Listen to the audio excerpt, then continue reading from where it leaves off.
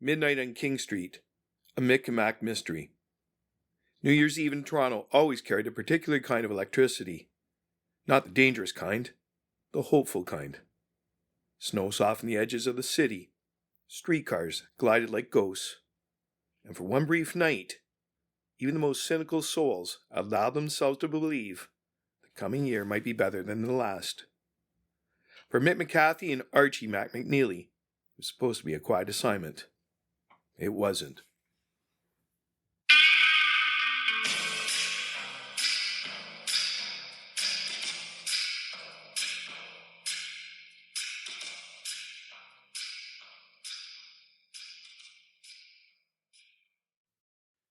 Chapter 1.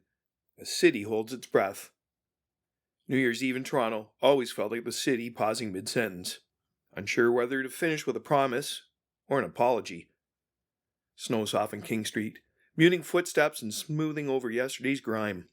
Streetcars screeched briefly as they rounded corners, metal wheels throwing sparks that vanished as quickly as they appeared.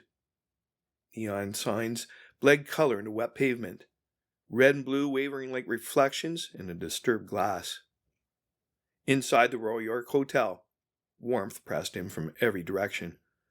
Overcoats steamed as they were shed. Perfume hung thick in the air, competing with cigar smoke and the sharp, hopeful smell of champagne.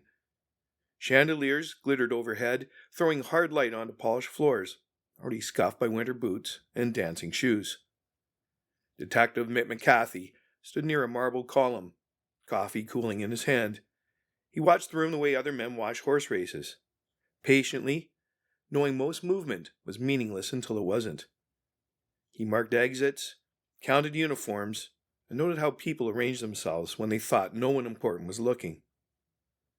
Archie MacNeely was conducting his own investigation at the buffet. He balanced a plate loaded with sandwiches and surveyed the spread with professional appreciation.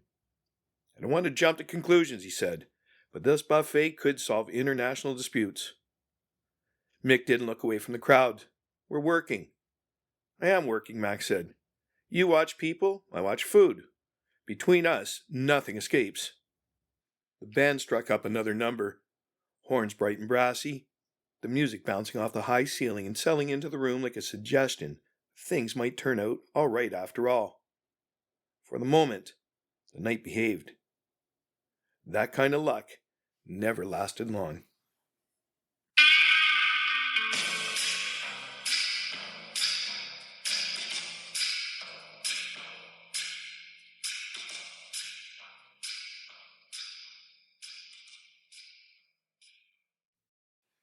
Chapter 2. The room fills, then tightens. Chief Bernard Stewart moved through the ballroom with the careful tread of a man already anticipating the morning after. His tie loosened by a fraction, and his expression suggested he was mentally drafting memos no one wanted to read.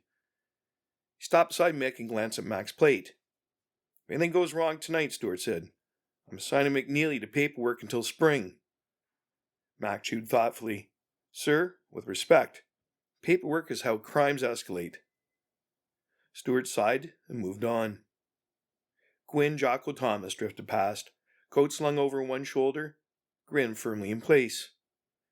"Relax, boys," he said. "I'm off duty tonight. Just another citizen." Mick finally looked at him. "You say that the way a cat says it is in Hungary." Jocko grinned wider. "That hurts." At the sidebar, Rosie Red DeLuca wiped a glass and watched the room like a general surveying a battlefield. When Mac wandered closer, she leaned in and said, "You two keeping the peace?" "We're thinking about it," Mac said. Rosie snorted. "Think faster." Johnny Chandler and Victoria Langford arrived together. Johnny already treating the room like a stage. He gestured broadly. "Look at this crowd. Politicians, bookies, reporters, half the police department. You couldn't assemble a better mess if you advertised." Vicky gave him a sideways look. "That's exactly what worries me." Manny the Hat Kaufman stood nearby, immaculate as ever, hands folded loosely in front of him. "It's good to see people smiling again," said pleasantly. "Makes a man hopeful." Rosie didn't look up. "You don't smile when you're hopeful, Manny. You smile when you're counting." Near the edge of the room, Schnooky Levine hovered like a man waiting for bad news to find him. Tugged at his tie, glanced toward the coat check, then back at the crowd. Everything's accounted for, he muttered, to no one in particular. Coats, hats, people, I think. You sound like you're already apologizing, Mac told him. Then Eve Whitmore appeared. She stood beside Mick as if she'd always been there. Coat still on, eyes calmly cataloging the room. Crowds loosen tongues, she said. Tongues loosen trouble. Staying long, Mick asked. Long enough, Eve replied. To see who gets nervous. She was gone before Mac could decide whether to ask what she meant. Mac watched the space she'd occupied. Did she just insult everyone? She included herself, Mick said. The band finished a number. Applause rippled politely. Glasses clinked. Somewhere behind Mac, near the buffet, a voice rose. Not loud, but curious. Hey, someone said. Whose briefcase is that? Mac turned. That was when the night shifted its weight.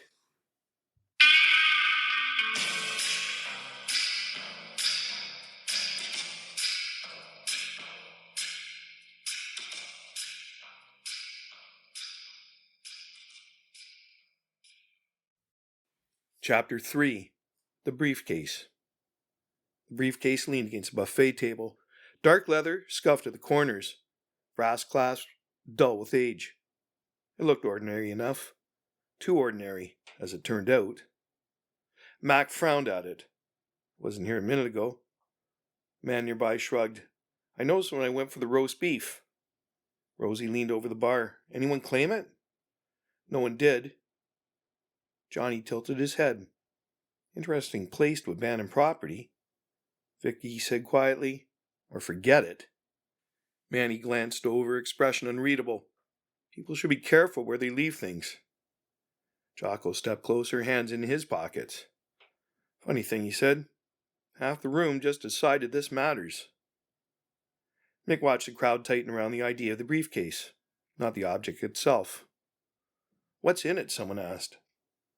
That's the wrong question, Rosie said. The question is, who wants it not to be theirs? The music resumed, thinner now. Laughter sounded forced, brittle. Conversations dropped in volume, then stopped altogether as people pretended not to watch one another. Mac nudged the briefcase gently with his shoe. I don't like it, Mick said. Why? Because no one's eating anymore, Mac said. That's when trouble starts. The briefcase hadn't moved, but the room had. And now, the briefcase had everyone's attention.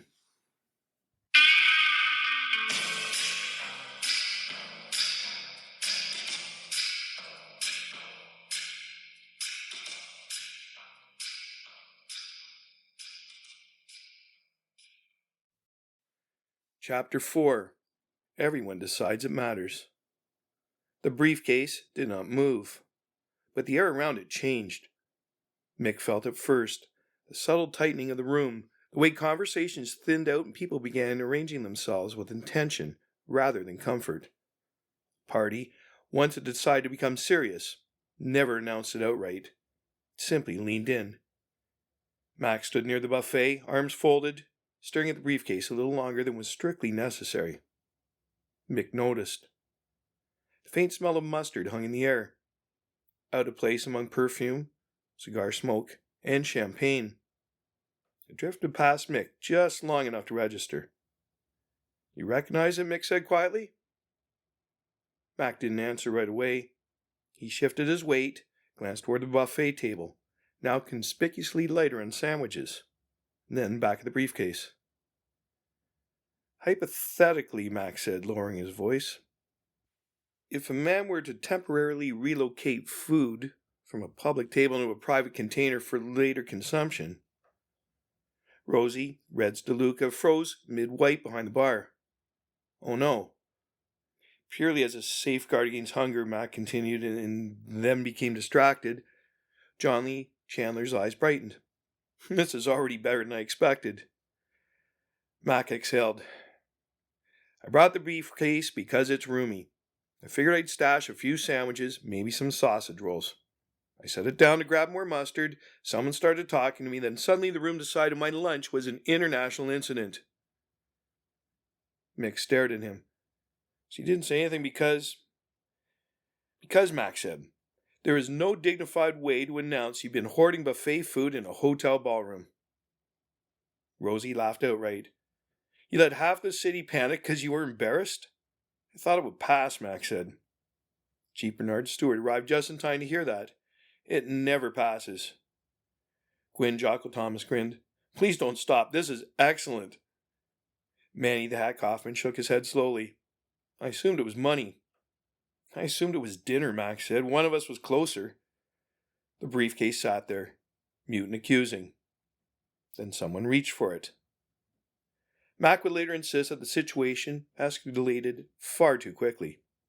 Everyone else would insist it hadn't escalated quickly enough.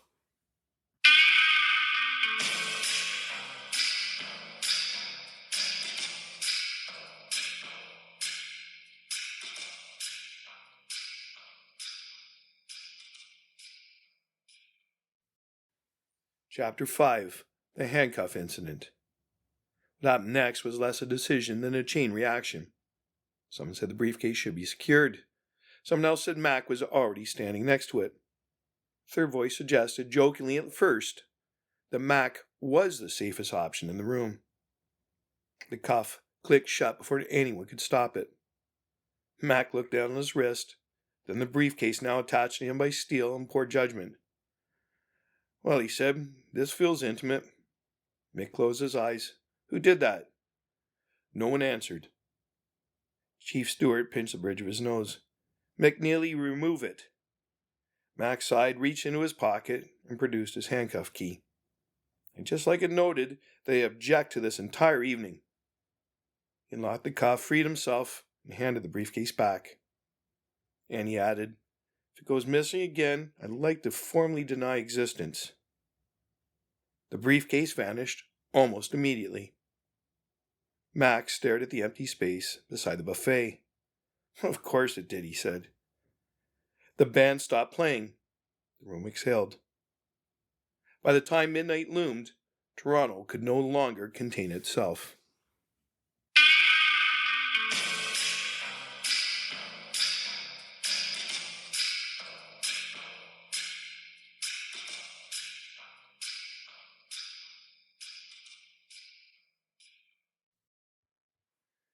Chapter 6. King Street. 10 minutes to midnight. The doors burst open and the crowd spilled onto King Street, breath steaming in the cold. Snowflakes clung to coats and eyelashes.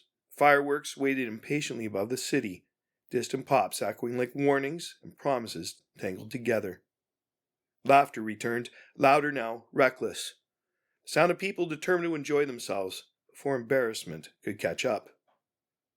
The briefcase was there, leaning against a lamppost, just far enough from the curb to look intentional, as though it had stepped outside for air. Mick picked it up. Mac didn't protest this time. He folded his arms and said, in my defense, I was optimistic. Mick opened the case. Smell came first. Cold roast beef, mustard, pickles, something fried that had given up its heat, but not its ambition. Inside were not several sandwiches, as Mac had suggested earlier, but many, carefully wrapped, layered, organized with a forethought that had suggested planning rather than impulse. There were sausage rolls, a wedge of cheese wrapped in a napkin bearing the hotel's crest, 2 slices of pie pressed flat but still recognizable, and tucked neatly along one side, cushioned between coats and wax paper, were 3 bottles of beer. Rosie let out a laugh that cut clean through the cold. You didn't just plan a snack, you planned a siege. Mick lifted one bottle slightly, reading the label. Open bar? Mac nodded. They weren't watching. Johnny Chandler stared in the case with professional admiration. You robbed a hotel. I liberated resources, Mac said. That beer was never going to survive the night. Manny Kaufman shook his head slowly, smiling despite himself. I assumed money. I assumed hunger, Mac said. History supports my position. Jocko sighed, looking up at the fireworks as they finally burst overhead. I became prepared for scandal. You got leftovers, Rosie said. At the bottom of the case lay the gloves, the comb, the New Year's noisemaker, and the folded note. Pick this up tomorrow. M. Mick closed the briefcase. For a moment, no one said anything. Snow fell, fireworks bloomed, the city exhaled. For once, nothing followed confusion except relief.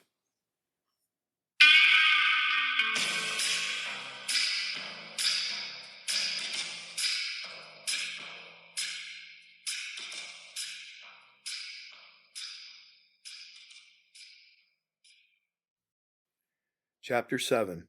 After Midnight. The diner glowed like a promise against the cold. Coats piled up on chairs. Coffee steamed. Plates clattered. Outside the city began the quiet work of forgetting the night. Manny paid without comment. Rosie chose seats. Chief Stewart loosened his tie and said reluctantly, "Could have been worse." Mac raised his mug. It could have been breakfast. Mick watched snow settle on the sidewalk beyond the window, already smoothing over footprints.